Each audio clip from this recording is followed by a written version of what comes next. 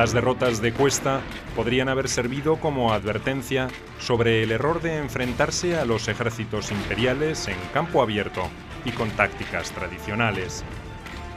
La disciplina de los soldados y la calidad del armamento francés eran razones muy poderosas como para no tenerlas en cuenta antes de aceptar batalla.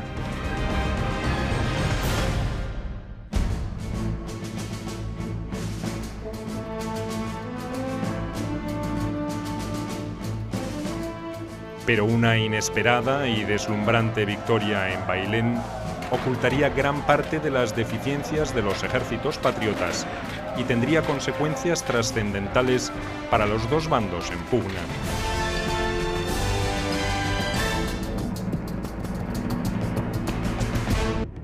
Después de los episodios de Valdepeñas y Santa Cruz de Mudela, donde además de hombres perdió carros con provisiones, el general Dupont prosiguió su avance hacia el sur. El objetivo proclamado era el de pacificar Andalucía. La intención real era la de proteger la flota francesa amarrada en Cádiz y derrotar al ejército del general Castaños, que protegía esa región. Pero las tropas francesas saquearon Córdoba y detuvieron su avance. Entonces, Dupont recibió noticias de que los barcos finalmente se habían rendido y de que Cádiz era virtualmente inexpugnable por tierra. Además, otros rumores mucho más inquietantes llegaron a su cuartel general. Según estos, Castaños había reforzado su ejército con milicianos y con tropas inglesas que habían desembarcado en Gibraltar. En realidad, se trataba de un ardid que la Junta de Sevilla había hecho circular con la intención de que Dupont se enterase. Los patriotas querían ganar tiempo para organizar una mejor defensa, y lo consiguieron. El general napoleónico se retiró hasta Andújar a la espera de refuerzos.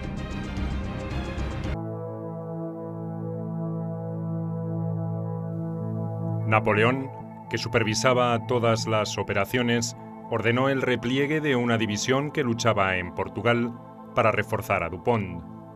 Además, por el sudeste debía aparecer el ejército del general Moncey, que operaba en Levante. Pero ninguno de esos refuerzos llegó en el tiempo previsto, y los franceses tuvieron que desguarnecer Madrid para seguir con la campaña. La larga espera de casi un mes le sirvió a Castaños para entrenar a los reclutas convocados por la Junta de Sevilla para reforzar su ejército. Castaños resolvió enviar a una parte de los nuevos batallones a cubrir una posición a la vista del ejército francés, solo separada por el río Guadalquivir. Una columna móvil de los patriotas también partió hacia los pasos de Sierra Morena para interceptar eventuales refuerzos imperiales. Por último, 2 divisiones de soldados veteranos del ejército español vadearon el río por encima de Andújar y se apostaron en Bailén. El plan de Castaños era que esas tropas tomaran a las napoleónicas por la espalda mientras él golpeaba por el frente. Dupont no se enteró de la existencia de ese peligroso movimiento. Tampoco entendió la maniobra del resto.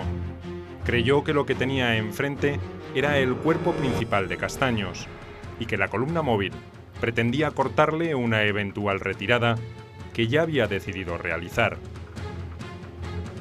Por tanto, ordenó al general Bedel, que había llegado con refuerzos, que volviera y defendiera los puertos de montaña mientras el grueso del ejército iniciaba el repliegue. Era el anochecer del 18 de julio de 1808.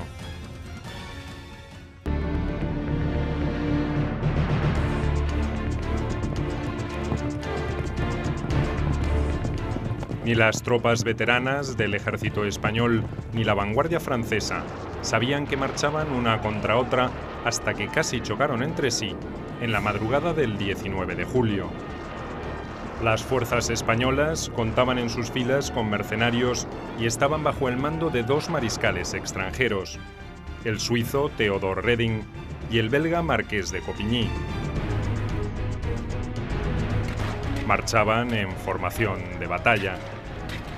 El ejército imperial, en cambio, no estaba en alerta máxima, y Dupont tuvo serios problemas para reagrupar sus líneas. Desde el amanecer hasta la media tarde, los franceses intentaron penetrar en vano la formación defensiva desplegada por las tropas españolas. Dupont resultó herido en una de las últimas cargas y su posición estaba potencialmente amenazada por el resto del ejército de Castaños que había cruzado el río y se dirigía hacia el campo de batalla. Nunca quedó en claro por qué el principal jefe español demoró tanto su llegada al escenario central de Bailén. La suerte de los franceses había quedado decidida de todas maneras por dos hechos fortuitos. El primero fue la negativa de un batallón de mercenarios suizos del ejército imperial a atacar a sus compatriotas que formaban parte de la vanguardia española. El otro fue la aparición en ese momento de la columna móvil patriota en el flanco y la retaguardia napoleónica. El comandante francés creyó que Castaños había llegado con el grueso de su ejército y pidió parlamentar. Mientras se discutían los términos de la tregua, arribó finalmente el general con el cuerpo principal, y Dupont no tuvo más remedio que rendirse. La división mandada por el general Bedel, que también apareció cuando todo había concluido, amenazó con replegarse, pero finalmente capituló sin lucha. El saldo de la batalla fue de 2.000 bajas y alrededor de 15.000 franceses prisioneros, contra unos 1.000 hombres muertos o heridos en el ejército de Castaños. Dentro de los cánones militares napoleónicos, no fue una batalla trascendente, pero para los españoles significó una victoria emblemática desde todo punto de vista. Por primera vez, un ejército imperial era derrotado en combate abierto por un puñado de tropas que no tenían ni la disciplina táctica ni el equipamiento militar de sus adversarios. Para colmo de males, el propio rey intruso, José Bonaparte, se encargó de repotenciar el valor estratégico de la victoria española. Había llegado pocos días antes a un Madrid casi desguarnecido y resolvió retirarse apresuradamente hacia la línea defensiva del Ebro. De esta forma, magnificó la importancia de la batalla de Bailén y le dio una inesperada bocanada de oxígeno a toda la resistencia española. Casi simultáneamente con la derrota napoleónica en tierras andaluzas, se estaba produciendo la heroica defensa de Valencia y Zaragoza. A todos esos sucesos se sumó también el fracaso de los franceses en Portugal, donde fueron derrotados por los lusitanos, aliados con los británicos. Para los españoles, la posibilidad de expulsar a los invasores adquiría por primera vez una dimensión posible.